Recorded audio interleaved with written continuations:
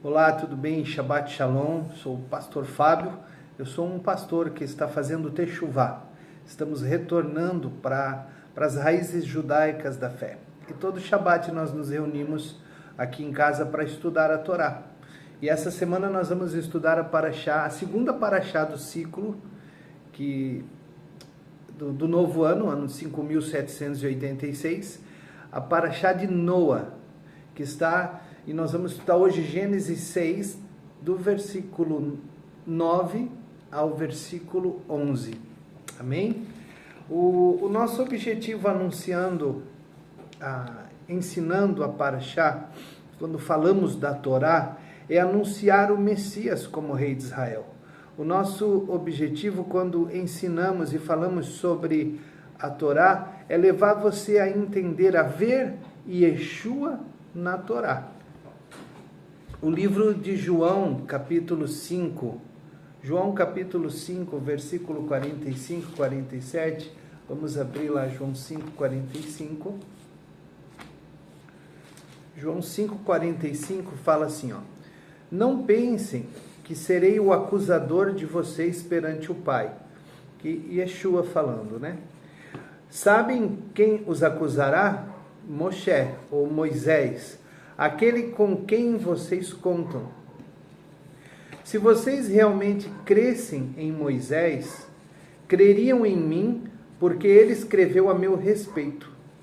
Mas se não creem no que ele escreveu, como poderão crer no que digo? Aqui Yeshua mostra como nós precisamos crer que a Torá, ela sempre vai apontar para ele. Sempre vai apontar para Yeshua. Nós vamos para o versículo 9, diz assim, ó: eis a história de Noa em sua geração. Noa era um homem justo e sincero. Noa andou com Deus. Noa foi o pai de 3 filhos, Sem, Cã e Jafé. A terra estava corrompida diante de Deus, repleta de violência. Deus viu a terra e sim, ela estava corrompida, pois todos os seres vivos haviam corrompido seus caminhos sobre a terra. Deus disse a Noé, o fim de todos os seres vivos se aproximou de mim, pois a terra se encheu deles com violência. Eu os destruirei com a terra. Faça uma arca de madeira de gofer, construa a arca com compartimentos e cubra-a com piche por dentro e por fora. Eis como você deve construí-la. O comprimento da arca deve ser de 137 metros, 23 metros de largura e 14 metros de altura. Amém? Então, quando nós falamos para a Torá, o objetivo é que você veja Yeshua na Torá. Porque o que nós ouvimos? Que a igreja não precisa da Torá. O que nós vemos, o que nós somos ensinados, nós, igreja, nós que éramos gentios, porque agora fomos aproximados da comunidade de Israel através de Yeshua, o ensino que foi passado para nós é que a Torá não é para nós, a lei não é para nós igreja que segue a Yeshua. E isso é um equívoco, porque não existe um evangelho desprovido de Torá. E como lemos em João 5, 45 a 47, Yeshua mesmo alerta que Moisés falou dele em toda a Torá. Então, se nós voltarmos, nós vamos ver a manifestação de Jesus através da Torá. João 5, 47 deixa isso claro. E Noé, ele aponta para o Messias, ele é um tipo de Yeshua. Ele aponta para Yeshua.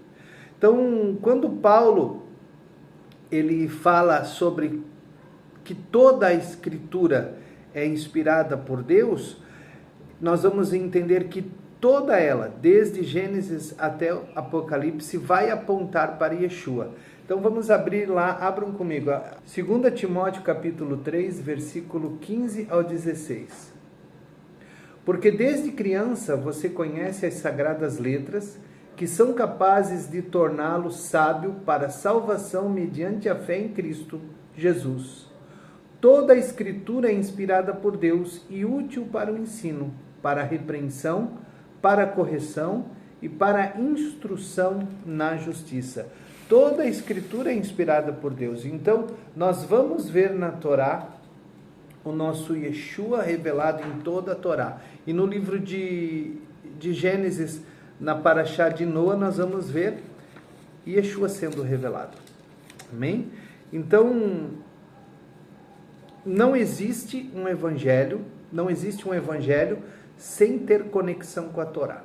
Se nós olharmos Yeshua, os ensinos de Yeshua, os ensinos dos apóstolos, todos estão conectados à Torá. Não existe esse rompimento através de Yeshua, como é ensinado para muita gente, que Yeshua, ele cumpriu a Torá e ele anulou a Torá, ele nos separou da Torá. Isso não é uma verdade. Nós vamos ver que os evangelhos, o evangelho está conectado à Torá. Mateus 24, do 37 ao 39, fala dos dias de Noé. Vamos lá? Mateus 24, do 37 em diante, fala assim, ó. Porque a vinda do Filho do Homem será como ocorreu nos dias de Noé.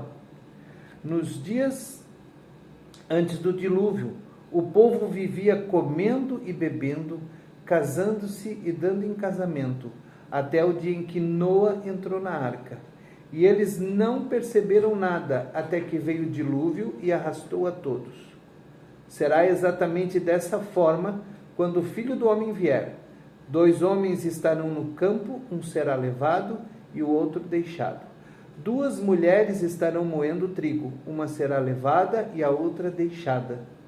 Portanto, fiquem alertas, porque não sabem o dia em que o seu Senhor virá. Amém? E Yeshua fala dos dias de Noé.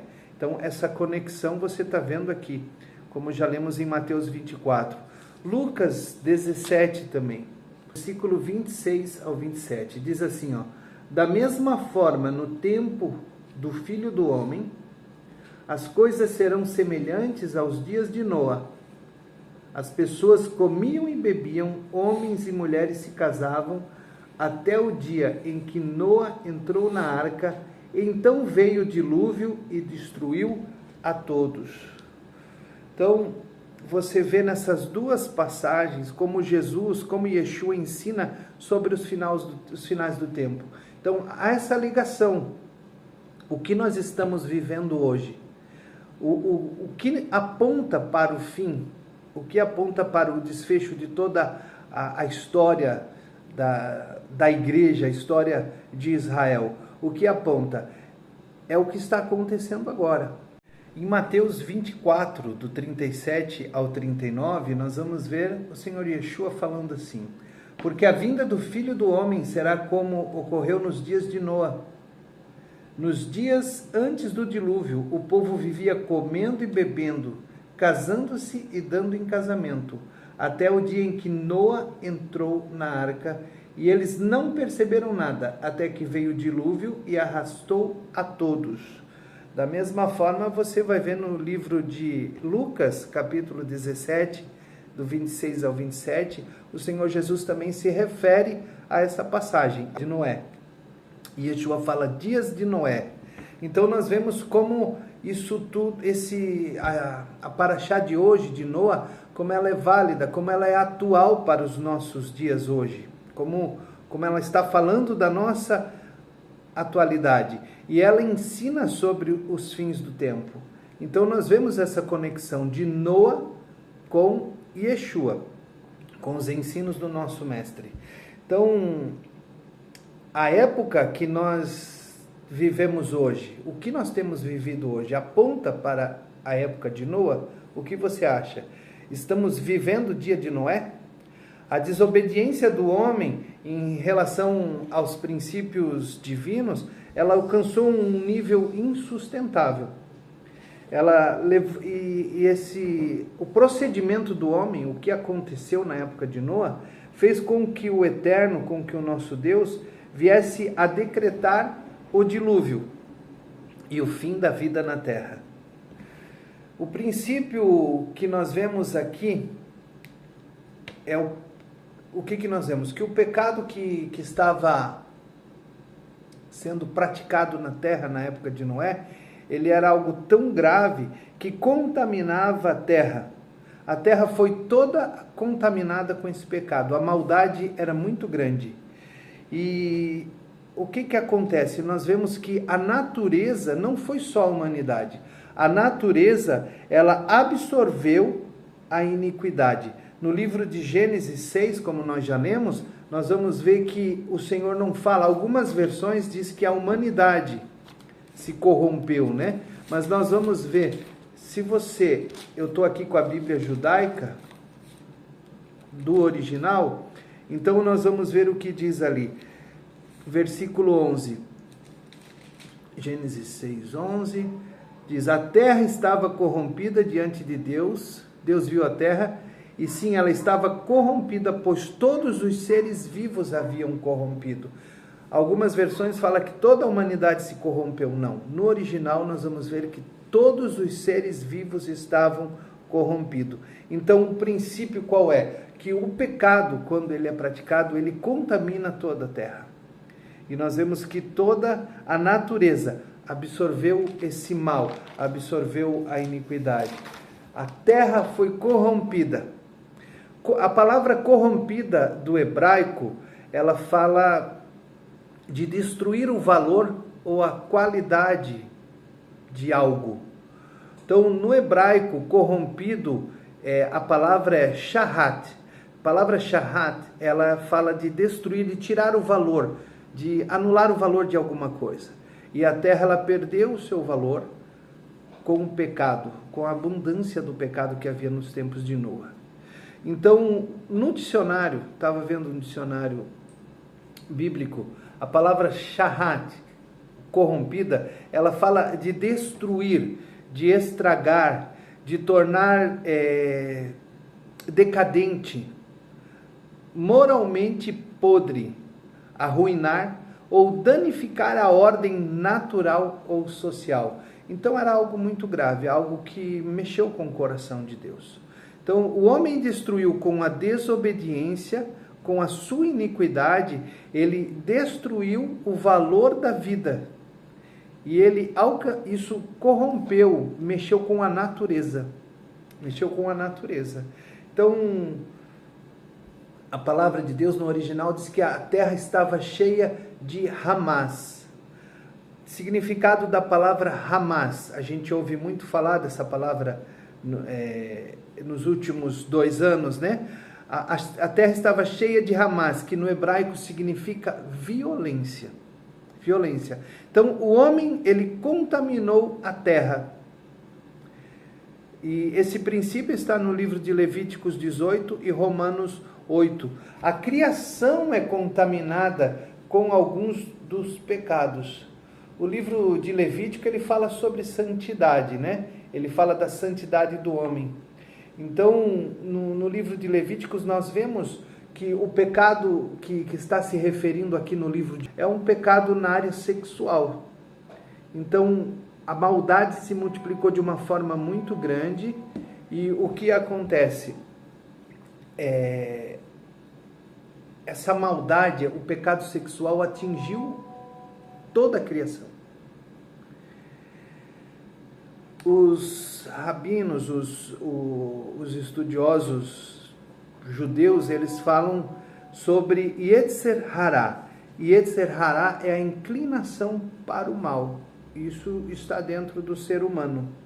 Então, quando Adão come a árvore do conhecimento do bem e do mal, ele dá liberdade para Yetzer Hará. Ele começa a ter essa inclinação para o mal. O que nós precisamos entender? Quando Adão come, ele come a árvore do conhecimento do bem e do mal. Isso você já entendeu. Então, o que nós precisamos mudar no nosso entendimento é que o homem não nasce em iniquidade. O homem, ele foi criado à imagem e semelhança de Deus, mas ele tem dentro dele a inclinação para o mal, que em hebraico é chamado de Yetzer Hará. A inclinação para o mal. Apóstolo Paulo fala desse Yetzer Hará, ele fala da carne, essa inclinação para a carne, essa inclinação para o mal. Então, no livro de Gênesis, capítulo 6, versículo 5, vamos voltar um pouquinho lá, versículo 5, diz assim, Gênesis 6, versículo 5. Adonai viu que o povo sobre a terra era muito ímpio, que todas as imaginações do coração deles pendiam sempre só para o mal. Adonai arrependeu-se de ter feito a humanidade sobre a terra. Isso afligiu seu coração. Amém? Então, aqui o Senhor fala nessa passagem sobre o pensamento do coração, essa inclinação para o mal, para a carne, o Yetzer Hará, ele é gerado no coração. Então, para um judeu, o povo judeu, na cultura judaica, coração, ele fala de onde se toma as decisões. O coração não é a mente. O coração é onde é tomado as decisões. Então, nós vemos que o homem, ele começou a ter essa inclinação. Então, o coração é onde o homem decide se ele vai obedecer a Deus ou não vai. O coração do Eterno, o homem segundo o coração de Deus, lembramos do rei Davi, né? O homem segundo o coração do Eterno, de Hashem. Esse homem, ele tem as inclinações dele, ele tem tendo o coração de Deus, ele tende a tomar as decisões do Eterno. Então ele tem de ter decisões boas na sua vida.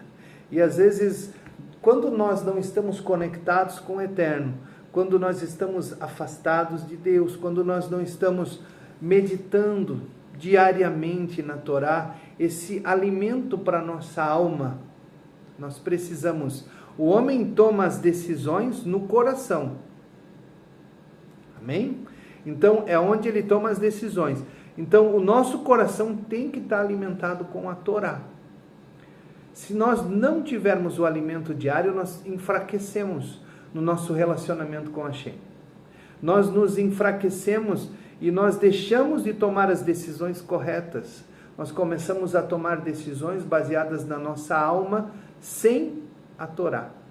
Então, nós precisamos estar conectados todos os dias com a Torá. O nosso coração tem que estar cheio da presença de Deus através da sua lei, para que as nossas decisões sejam tomadas da forma certa, da forma de acordo com as decisões do Eterno.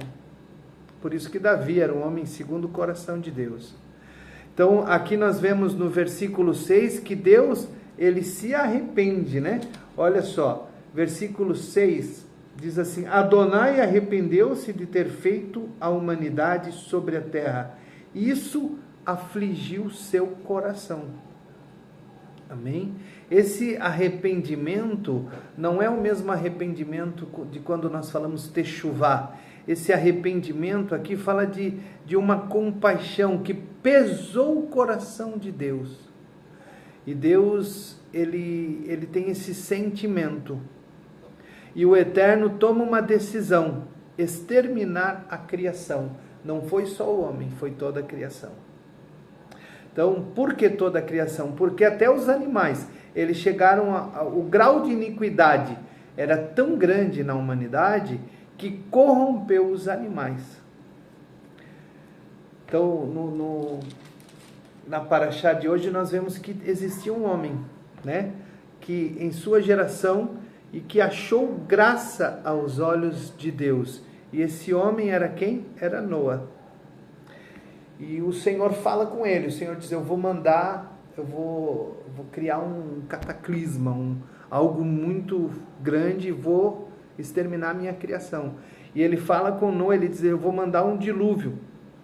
E esse dilúvio, até nesse momento, não existia chuva sobre a terra, não havia chuva. E eu quero explicar, abre lá para mim aquele que eu mandei para você no WhatsApp, Fabiana, e me dá aqui, eu quero ler para vocês. Noé era um homem justo, reto, andava com Deus e achou graça aos olhos de Deus. Por isso que o Senhor se manifesta e fala com ele. E ele diz, eu vou mandar um dilúvio. O que foi o dilúvio? Não foi uma chuva forte, porque não havia chovido na terra até esse tempo. Então, a palavra de Deus diz que as águas debaixo, né, vamos dizer, debaixo da terra, dos lençóis freáticos, as águas de baixo e as águas de cima. Então, não foi uma chuva normal, porque até esse tempo a terra, ela era envolvida com vamos dizer, uma película, uma camada de água, chamada canópio. E era formada por partículas de água. Eu vou ler algo aqui para vocês, que eu peguei hoje para entender melhor sobre o canópio. Então, fala assim, ó, que antes do dilúvio, a terra era cercada por uma camada chamada canópio, uma camada de vapor de água, partículas de água ou cristais de gelo, e era suspensa na atmosfera. Esse canópio, ele funcionava como um escudo que mantinha a terra com temperatura constante, era tipo de uma estufa global para manter. Os animais, a criação era algo muito, não era com o tamanho que nós vemos hoje. Eles eram maiores, então havia uma proteção desse canópio para as temperaturas, que filtrava as temperaturas, e toda a terra estava toda regulada em uma temperatura, né? Então era um tipo de estufa global. Ela filtrava a radiação solar, fazendo com que as pessoas e os animais vivessem muito mais tempo, como nos dias de Adão e Noé. E durante o dilúvio de Noé, esse canópio caiu, ele se rompe em forma de uma chuva torrencial e fez com que houvesse essa inundação global. Foi muito rápido que as águas subiram e cobriram a terra. E Noé foi salvo com sua família, suas noras e todos os animais desse cataclisma, desse algo sobrenatural que aconteceu. Então foi rompido. A chuva começou a partir dessa época, mas essa chuva não foi normal, tá? Ela foi uma chuva muito forte, com o rompimento desse canópio. Então nós vemos aqui Noé como justo, reto, e andava com Deus. Uma pessoa que anda com Deus, ela não é uma pessoa que está caminhando lado a lado a Deus. A gente começa a imaginar, quando andava com Deus, a gente tenta imaginar uma pessoa que está caminhando lado a lado com Deus ali. Não, esse andava com Deus, que está nas Escrituras, era uma pessoa que não se desviava das ordens do Eterno. Era uma pessoa íntegra na sua geração, uma pessoa que achou graça, era uma pessoa que obedecia todos os mandamentos, todas as mitzvot. Obedecia e não se desviava, não deixava de cumprir tudo aquilo que Deus ordenava para ele. Então, Noé, ele se esforçava em obedecer a Hashem. Você vai me dizer assim, pastor Fábio, mas se a lei foi dada no Sinai, através de Moisés, como que Noé já obedecia os mandamentos? Qual era a referência de obediência a Deus que Noé tinha? Se não tinha a Torá, né? Como o Eterno julgava o homem a ponto de romper, de destruir toda a humanidade? Se não existia a Torá, como que o Eterno, como que era esse julgamento? Existiam mandamentos. Se nós olharmos na Torá, existem os judeus. O que nós precisamos entender? Que existe a Torá escrita, que é a que nós temos hoje, né? E existe a Torá oral.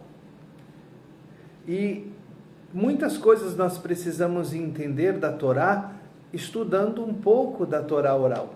E na Torá oral, os rabinos, os estudiosos, os sábios, eles nos ensinam que já havia uma lei que havia sendo divulgada desde o princípio.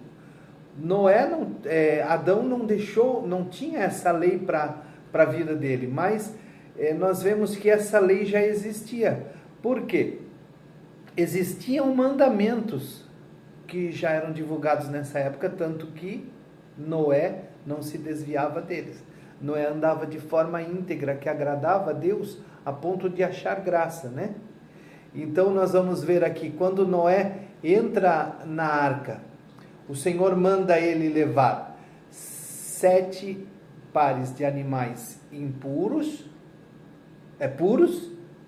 7 pares de animais puros e 2 pares de animais impuros. Como que Noé já sabia que os animais eram puros ou impuros? Porque existia uma lei. Existia uma Torá que era anunciada desde os tempos de Sete, filho de Adão. Gênesis 26, 5 diz que vamos abrir lá Gênesis 26, 5, nós vamos ver ali os filhos de Deus, os Binei Elohim.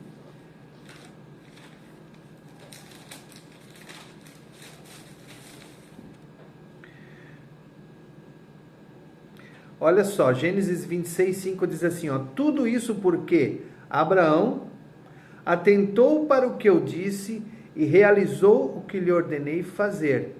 Ele seguiu minhas mitzvot, meus mandamentos, meus regulamentos e meus ensinos. Então já havia, na época de Abraão também, nós já víamos os mandamentos, as leis que regiam a humanidade. Já existia essa divulgação. E quem divulgava eram os filhos de Deus. O relacionamento com Deus, a invocação, né?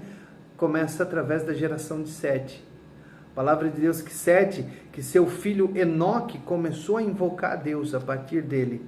Então, ali voltar a invocar a Deus através de Enoque, nós vemos se levantar uma geração. Não eram sacerdotes, eram como sacerdotes, né? Eles voltam a invocar a Deus e eles começam a ensinar essa lei oral para todas as pessoas que estavam na terra.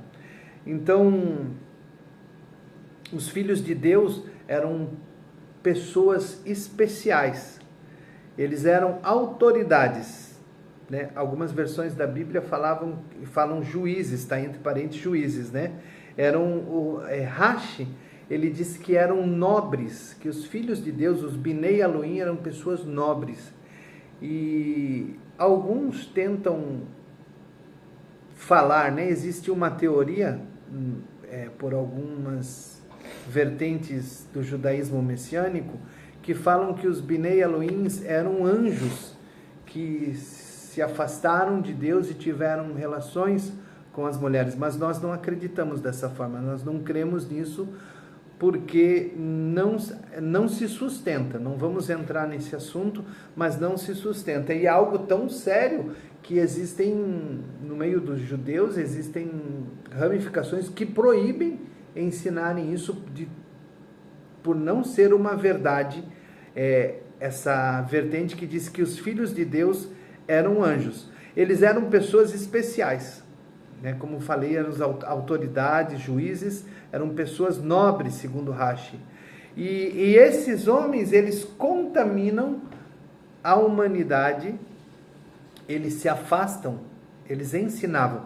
Eles eram pessoas que eram para ensinar o que é correto, eram pessoas para ser referência de um comportamento de pessoas que serviam ao Eterno, mas eles se afastam e eles se desviam dos ensinamentos e eles começam a praticar pecados sexuais. Então a contaminação, eles contaminaram a terra com o pecado sexual. E você vai ver que esses filhos de Deus, eles começam a se relacionar com as mulheres. E ali começa tudo ficar corrompido. Esses homens destroem eles corrompem a terra, a humanidade, inclusive aos animais. A tradição diz que eles casavam com animais. Diz que estudos falam ali, a tradição diz que eles entravam em casamentos e eles tinham relações sexuais com o noivo e com a noiva. O nível de degradação era muito grande. Por isso que o Senhor se arrepende, né? E o coração dele pesa. Por quê? Porque houve essa prática, algo muito sério. Então, quando fala de pecado sexual, fala de um envolvimento até com animais. Eles se casavam com animais, eles tinham relações com animais. Então, o homem contaminou todos os animais. Os únicos animais que não foram contaminados foram os peixes. Isso é contado pela tradição oral, pela cultura, né? Pelos rabinos. Então, a gente olha para tudo isso e olha para a nossa realidade hoje na humanidade, a gente vê muita dessa degradação. Hoje a gente se assusta, a gente se preocupa, um filho sai de casa, a gente se preocupa, as nossas filhas saem, vão para uma faculdade, para o trabalho, a gente se preocupa com elas dentro do ônibus circular, de um ônibus, as pessoas se preocupam em estar dentro de metrô, porque a gente vê a degradação, homens que não respeitam mulheres dentro do ônibus e que se aproximam para praticar abuso. A gente vê que houve nos Estados Unidos aquela moça da Ucrânia um tempo atrás, né? O rapaz se levanta e mata ela, esfaqueia ela dentro do metrô e as pessoas ao redor não fazem nada, ficam olhando. Então, isso é muito pouco ainda. Se a gente vê, o nível de degradação hoje é muito grande. É muita maldade se multiplicando. E o pecado sexual é o que está mais forte. A gente vê na nossa geração hoje coisas que a gente não imaginava ver. A gente se preocupa com os filhos, a gente se preocupa com os netos, a gente se preocupa com as pessoas que caminham conosco, com os amigos, as crianças. Então, com a internet, hoje a gente consegue ver a maldade que acontece.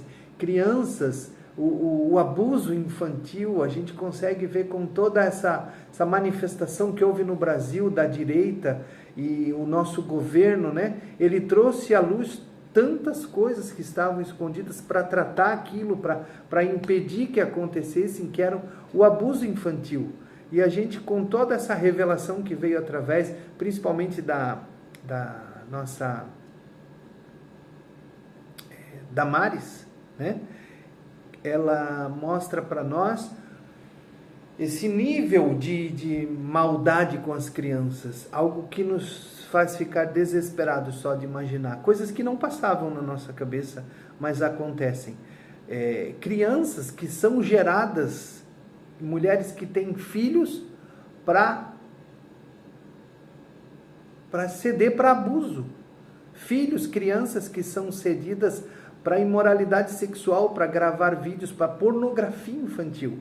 Então, o nível de degradação é muito grande hoje. E eu creio que o coração do Senhor está pesado de olhar a humanidade como está.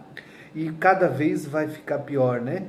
Então, com tudo isso a gente pode ver assim que há esperança. Nós temos que ver que há esperança para o ser humano. Porque estamos falando de Noa, né? Noa trouxe esperança. Noa não foi um profeta, ele não está na classe de profetas, porque ele não pregou esse arrependimento para as pessoas. Ele avisava, ele constrói a arca durante o tempo que o Senhor permitiu a ele, e as pessoas perguntavam, ele dizia, vai vir um dilúvio. Mas ele salva só a sua família. E o propósito de Deus com uma ação dessa, um juízo desse, sobre a terra, não era destruir por ponto final. O objetivo era Deus recomeçar de novo, restaurar tudo aquilo. E a esperança para o ser humano hoje, como Noé foi ungido de Deus, porque Noé foi ungido de Deus, ele foi uma pessoa que trouxe a justiça de Deus. 2 Pedro capítulo 2, versículo 5, abra lá, 2 Pedro 2, 5.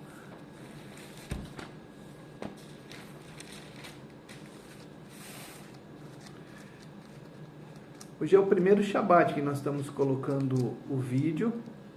Nós estamos ministrando online para você, mas nós queremos, a partir desse Shabat, todo Shabat nós estaremos aqui no YouTube, para você aprender conosco. Para quem não nos conhece, nós somos de Joinville, Santa Catarina. Enquanto eu abro aqui, nós somos de Joinville, Santa Catarina. E nós queremos ajudar você com esses ensinamentos. Nós queremos ajudar você que está inquieto, que está aí descontente com o que você ouve, com as palavras que você ouve, com os ensinamentos que você ouve, não mexe mais contigo, tem algo dentro de você que está te inquietando, você começa a amar Jerusalém, você começa a amar o povo de Israel, você começa a ter essa forte ligação, você começa a despertar para o Shabat, você tem vontade de conhecer mais, você começa a entender sobre as festas bíblicas, o que está acontecendo com você é o que aconteceu comigo, com a minha família, é um chamado de Deus para você retornar, você fazer techuvá, e nós queremos te ajudar nisso. Eu esqueci aqui, 2 João 2,5, né? 2 Pedro, perdão. 2 Pedro 2,5.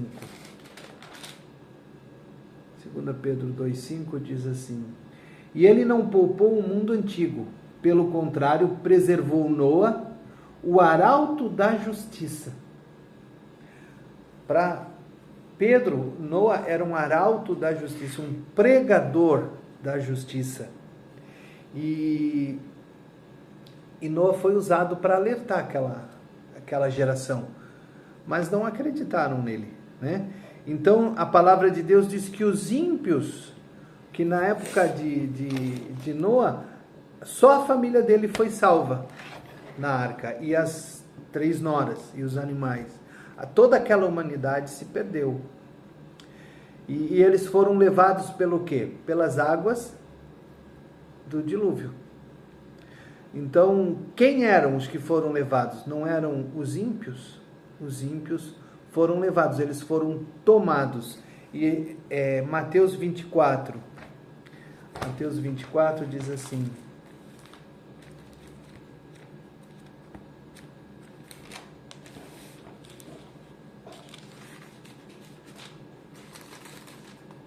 próxima semana eu vou deixar tudo marcadinho aqui na Bíblia para mim ser mais rápido, tá?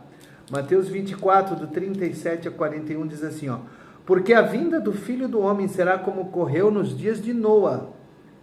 Nos dias antes do dilúvio, o povo vivia comendo e bebendo, casando-se e dando em casamento, até o dia em que Noa entrou na arca, e eles não perceberam nada até que veio o dilúvio e arrastou a todos.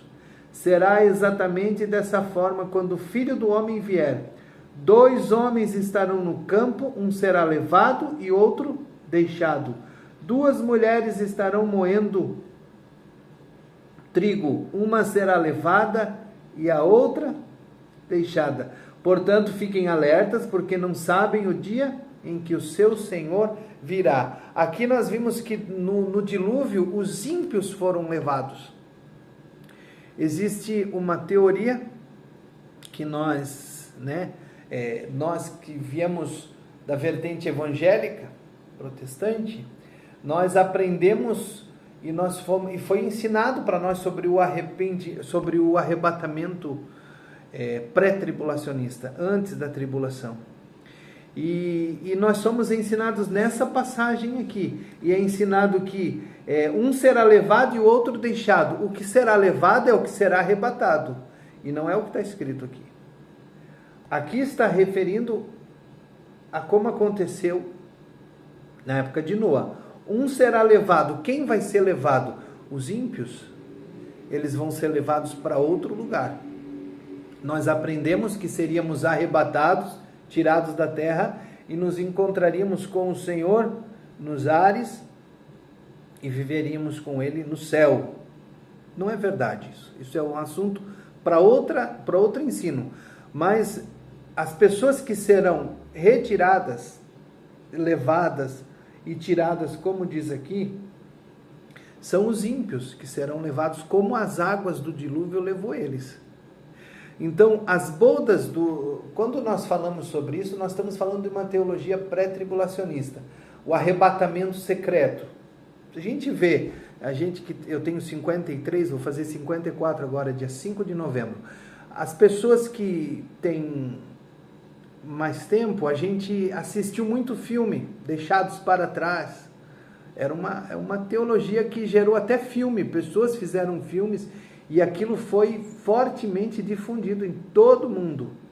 Tanto existem histórias, que eu não sei se é verdade, eu acredito que não, que é tipo um meme, né, da época, mas diz que pilotos nos Estados Unidos não podiam ser dois crentes, tinha que ser um crente e um descrente, porque no arrebatamento o outro conduziria o voo, o avião, né? Eu não sei se isso é verdade, isso a gente ouve desde a nossa adolescência, da nossa juventude, mas a gente acreditava muito, sabe? As pessoas andando e o momento do arrebatamento secreto, as roupas são deixadas para trás e as pessoas sobem, né? Então isso não é verdade, não é assim que vai acontecer.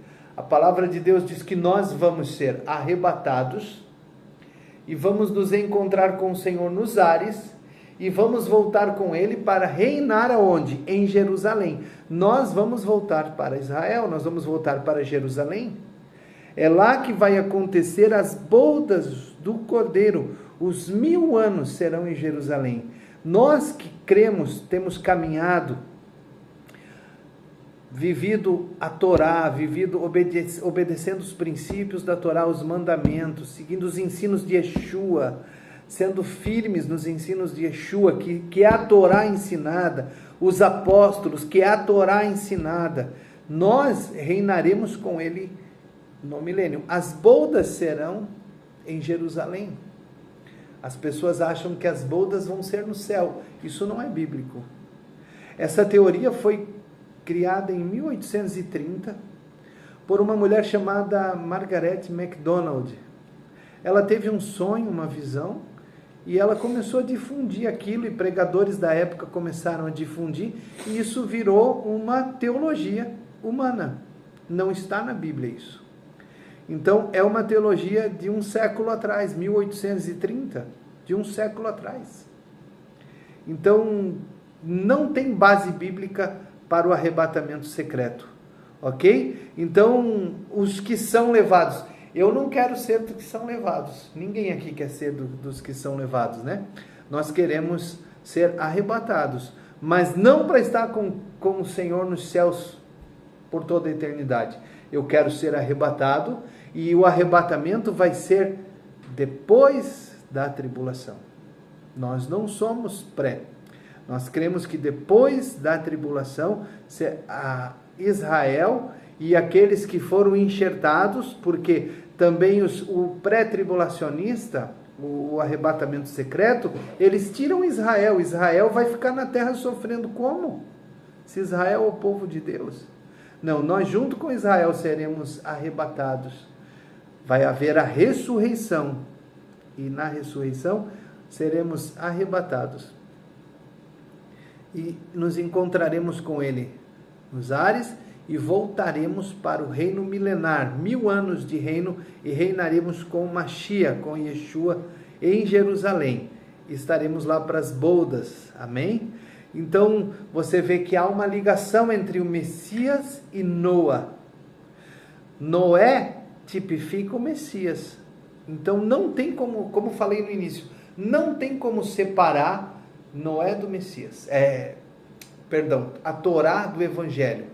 A Torá foi até o fim do Antigo Testamento, que está errado, é a Antiga Aliança, não existe Antigo Testamento.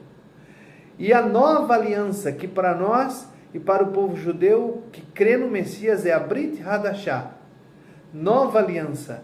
Não existe Antiga Aliança e Antigo Testamento e Novo Testamento. Existe a Antiga Aliança e a Nova Aliança, a Brit Hadashah. E nós cremos que Noé tipifica o Messias. Então há uma conexão. Como diz Timóteo, toda a Escritura é inspirada e é válida. Amém? Então, nós vemos aqui Lucas, quer ver só Lucas 2, do 29, Mateus, Lucas 22, vamos estudar Lucas.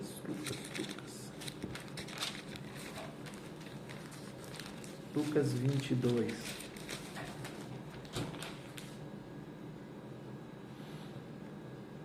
Lucas 2, perdão. Corrige lá, Lucas 2.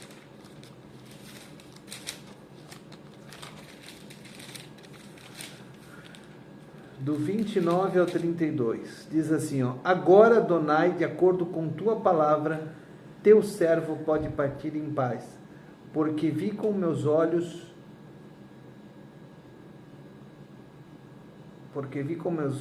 tua Yeshua, que preparastes tua salvação, que preparastes na presença de todos os povos, uma luz que levará para a revelação às nações, a glória a teu povo Israel. Amém? Deixa eu ler na outra versão aqui. Lucas 2, 29. Ó soberano, como prometestes, agora podes despedir em paz o teu servo, pois os meus olhos já viram a tua salvação, que preparastes à vista de todos os povos, luz para a revelação aos gentios e para a glória de Israel, o teu povo. Amém? Então, essa luz, essa revelação está na Torá e é Yeshua. Amém? Ele traz vista aos cegos. Yeshua, ele foi designado pelo Pai para trazer salvação. Yeshua, Noa é um tipo de Yeshua, tipifica Yeshua, mas não é maior que Yeshua. Yeshua é maior que Noa. O propósito, a missão é maior que Noa. Isaías 11, do 10 ao 12, diz assim: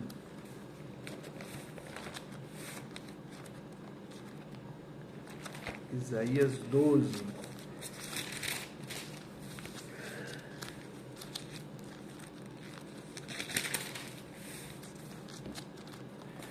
Isaías 12, do 10 ao 12.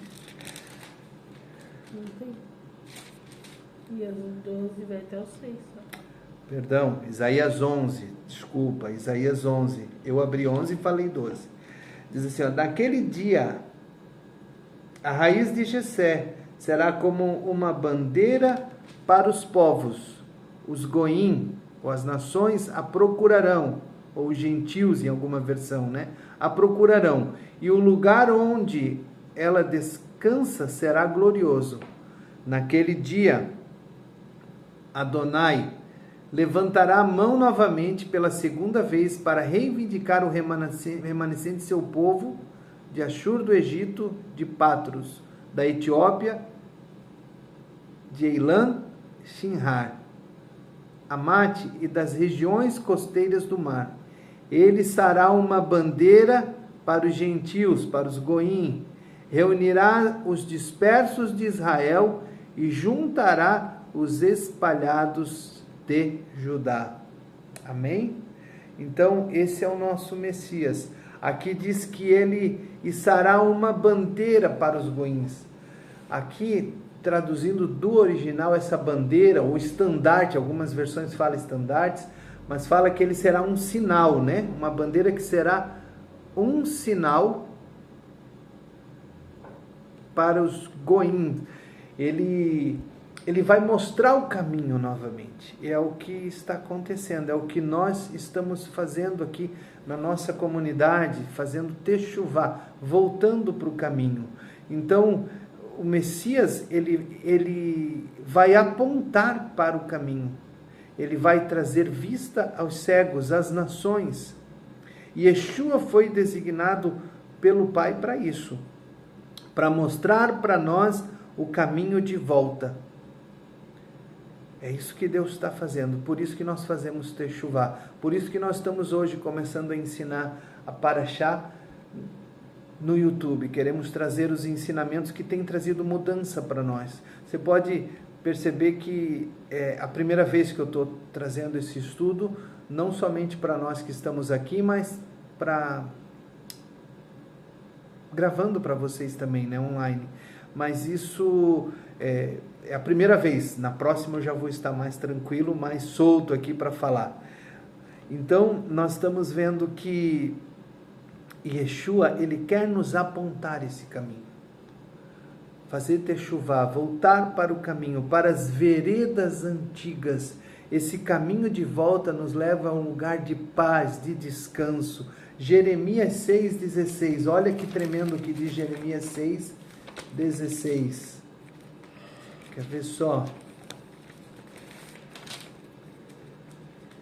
6,16. Vou ver se eu achei. 6,16. Diz assim, ó. Eis o que Adonai diz: parem nas encruzilhadas e observem, perguntem acerca dos caminhos antigos. Qual é o bom caminho? Sigam-no e vocês acharão descanso para a alma. Mas eles dizem: nós não iremos por ele. Sério, né? Tem pessoas que vão dizer não, nós não iremos por ele. A nossa fé vem de Jerusalém, não vem de Roma. Para nós experimentarmos, para nós voltarmos para o caminho, para as antigas veredas, experimentar esse bom caminho. O profeta aqui, Jeremias, fala que é um bom caminho. Sigam-no e vocês acharão descanso para a alma. Esse caminho não vem de Roma. Temos que romper com os ensinos que foram entranhados na nossa cabeça, que foram colocados de Roma. Voltar, sabe? Quando você começa a ter esse chamado aqui dentro, é Yeshua. Sabe? Quando você começa a ter esse chamado aqui dentro, a tua alma judaica é retornar para esse caminho, um bom caminho, Jeremias diz. E vocês acharão descanso para as vossas almas. Quando isso começa a acontecer, minha experiência, né? Mas a primeira coisa que me inquietou era o Shabat. Por que nós não guardamos o Shabat? Desde que eu me converti, eu comprava livros sobre o Shabat, mas sempre alguém me conduzia para o domingo. E a gente era cego. E a gente vivia aquilo que ensinavam no púlpito e a gente não discutia, a gente aceitava aquilo como verdade absoluta. Hoje, você tem na internet a possibilidade de conhecer muita coisa, de descobrir. Nós temos que ouvir alguma coisa e ir para a palavra, buscar, ver o que é verdade, olhar outras explicações e tentar. O correto é você voltar para o original. O correto é você voltar para aquilo que os apóstolos ensinavam. A doutrina dos apóstolos, que fala no livro de Atos, capítulo 4, diz que eles perseveravam na doutrina dos apóstolos. A doutrina, o que os apóstolos pregavam lá, é lá que nós temos que voltar. Depois disso entra Roma, Constantino nos afasta, tira o Shabat, tira as festas, proíbe, obriga o povo a comer qualquer tipo de alimentação. Isso tudo afastou a igreja. A igreja, no início, antes de Constantino, na igreja, nos primórdios, lá primitiva, nos apóstolos, os judeus que criam em Yeshua, messiânicos, e os gentios que se convertiam, que faziam techuvá, e se voltavam para Deus através de Yeshua, eles viviam em comunidade. Você olhava de fora, as pessoas que olhavam de fora, eles não viam diferença de judeu messiânico e igreja. Era um só, eles celebravam festas, eles guardavam Shabat, eles comiam comida kasher, eles não celebravam festas pagãs, eles celebravam o Shabat, eles iam na sinagoga, eles estudavam a Torá. A Brit Hadashah foi escrita muito depois disso. Eles seguiam a Torá, os ensinos dos profetas. Então, o que Deus está fazendo hoje, o que nós lemos, né? Jeremias 6, Isaías 11, né? Que ungido de Deus vai mostrar, vai apontar o caminho, vai levar você para o caminho. As veredas antigas. E Jeremias 6,16, como lemos aqui, diz que alguns vão dizer, eu não quero esse caminho. Eu não quero esse caminho, né? Diz assim, Jeremias 6,16. Mas eles dizem, nós não ouviremos, nós não seguiremos. Nós não iremos por ele. Que coisa séria, né? Tem pessoas que vão ouvir o que eu estou ensinando hoje e vão dizer, não, mas eu não quero. Quero ficar em Roma. Não tem como você estudar esse livro se você não estudar debaixo da revelação de uma cultura judaica. É um livro escrito por judeus, para judeus, de ponta a ponta, de Gênesis a Apocalipse. Como que você interpreta isso com os óculos de Roma? Não, nós temos que ter a visão de Jerusalém, de Israel, do povo judeu, a cultura toda judaica. Tudo aqui que é ensinado era no contexto judaico e nós queremos interpretar com os óculos de Roma. Por isso que nós ensinamos coisa errada nos púlpitos. Quantos anos eu fiquei ensinando coisa errada nos púlpitos? Fui pastor de uma igreja durante 17 anos. Hoje estamos voltando, começando do zero de novo, mas ensinando as raízes judaicas da fé, levando o povo que caminha conosco a fazer Teshuvá. E é isso que nós queremos levar você a entender. Então, Noa, o significado do nome Noa no hebraico quer dizer descanso. E o significado do nome Mashiach fala de consolador. Então, a restauração de Israel, ela é paralela com os gentios. Os caminhos antigos, as veredas antigas. Então, é hora de nós voltarmos para casa. Essa inquietação, esse desejo, essa curiosidade de ver essa mensagem. Achou no YouTube ali essa mensagem e algo te chamou a atenção. O tema dessa mensagem hoje é Yeshua e o Messias. Perdão, Noa e o Messias. Noa e Yeshua.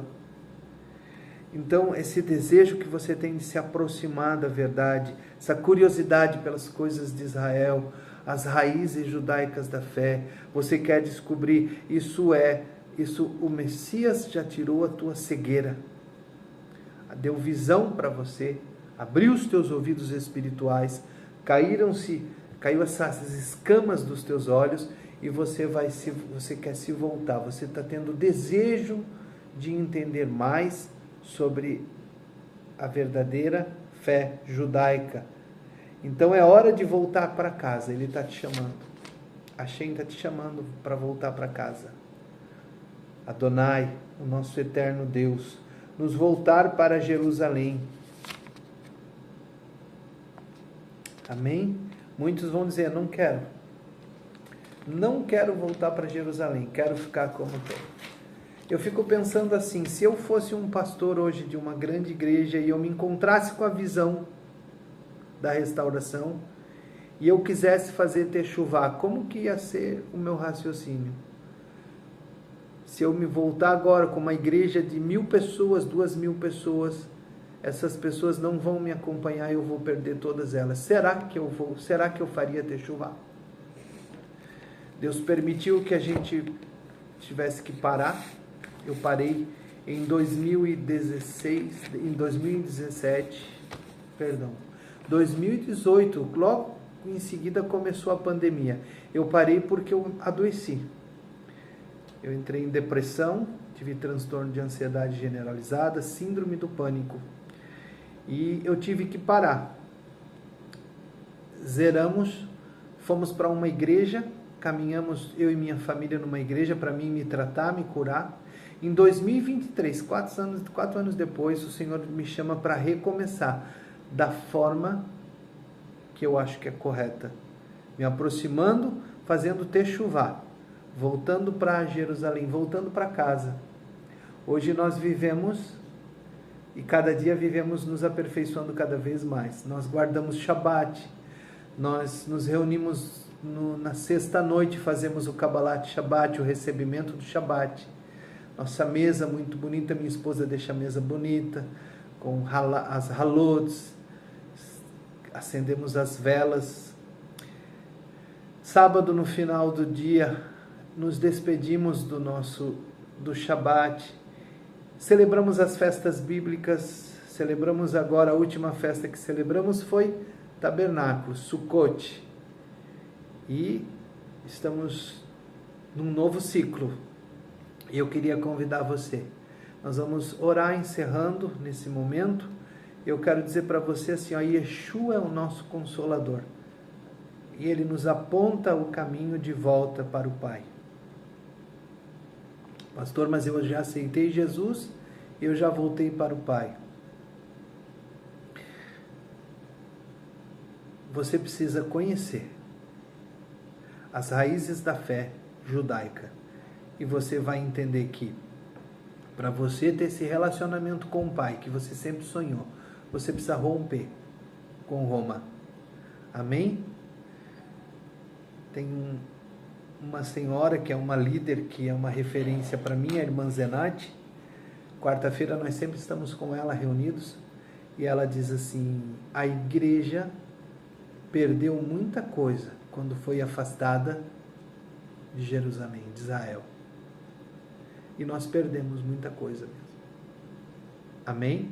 Mas é hora de restauração. Restaurar é voltar ao estado original. Amém? Restauração. Tem um rabino que nós conhecemos, que também respeitamos muito, ele diz, sempre no final da mensagem dele, ele diz restauração já. A visão da restauração das raízes da fé. Nós precisamos voltar e restaurar as raízes da nossa fé. Amém?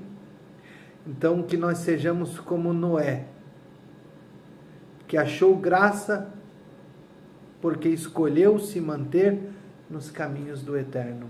Que você volte para as raízes da fé, que você volte para Jerusalém, que você se volte, que você entenda que através de Cristo nós, que éramos gentios, fomos conectados com a oliveira. Essa oliveira é Israel, os patriarcas são as raízes. Nós nos voltamos, Paulo diz que nós fomos reconectados, nós fomos aproximados de Israel, através de Yeshua, o nosso Mashiach. Amém? Que nós possamos nos manter nos caminhos do Eterno. Para isso, faça techuvá, se volte para o caminho. Nós estamos à tua disposição. Pode nos chamar e pode fazer perguntas que nós vamos te responder. Amém? Nós vamos orar agora, encerrando. Feche teus olhos, coloca a mão no teu coração. Pai, nós queremos abençoar a todos que estão aqui conosco e aqueles que estão nos ouvindo. Que Tu, Eterno, nosso Deus, possa abençoar a cada um que está. Aquele que está indeciso, que se volte para as raízes da fé. Aquele que está ouvindo o chamado, aquela voz sussurrando, que se entregue para fazer techuvá e se voltar para o Senhor. Esse é o plano do Senhor, que a igreja se volte para as raízes da fé, que faça o caminho de volta, que volte para o caminho que nos traz consolo e descanso para as nossas almas, que todos decidam caminhar contigo. Pai, ajuda-nos a ser obedientes à Tua palavra, assim como Noé escolheu na sua geração se manter nos caminhos do Eterno em obediência, que nós possamos estar submetidos a esse caminho. Ó Deus de Israel, nós Te agradecemos, porque o Senhor se revelou a mim e a minha casa, e as pessoas que caminham conosco na comunidade. Que possamos, através desse canal do YouTube, a cada Shabat, nos aperfeiçoar mais na transmissão, para trazermos ensinos que vão mudar a vida de pessoas em todos os lugares desse país e, se assim for vontade do Senhor, fora dele. Nós abençoamos a todos em nome de Yeshua, o Messias de Israel. Amém e amém. Amém. Shavuot Tov a todos, uma boa semana. Amém. Shalom, shalom.